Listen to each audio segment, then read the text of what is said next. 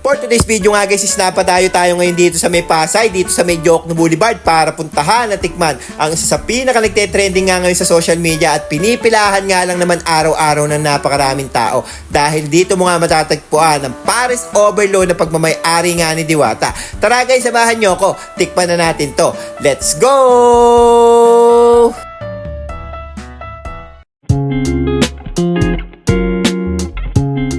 At eto na nga guys, pumila na rin tayo dahil mahaba ang pila. Kailangan natin sumunod sa policy ni Diwata na first come first serve tayo. Ayan guys, so nakita nyo, nagpe-prepare sila ate. At ayan guys, so napakalaki ng manok nila. Kitang-kita nyo naman guys kung gaano kalaki. At ayan yung kanilang lechong kawali, tinatadtad. Grabe, napakalutong yan guys.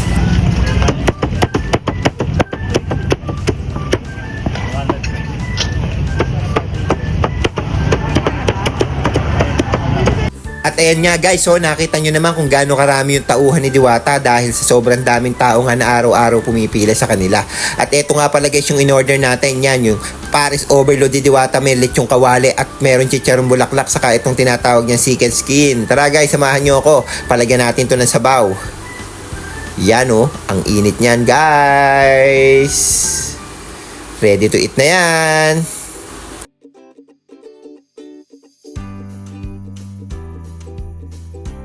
At eto na nga guys yung in-order natin kay Diwata. Syempre, dinimplahan muna natin yan bago natin kainin. Nilagyan ko yan ng spring onion, saka nilagyan ko ng bawang.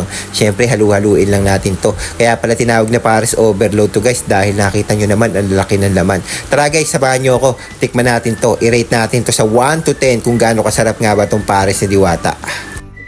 Guys, yung presyo nga pala ng Paris Overload ni Diwata is 100 pesos may kasama ng soft drinks at only rice. At yung Chicken Joy naman is 120 pesos only rice at may kasama na ring soft drinks.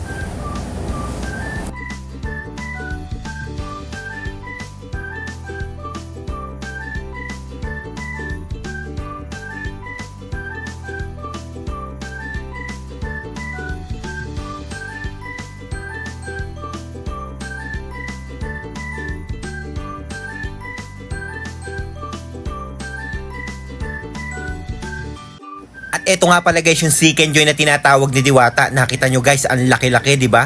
Mainit-init pa yan guys nung sinerve sa akin.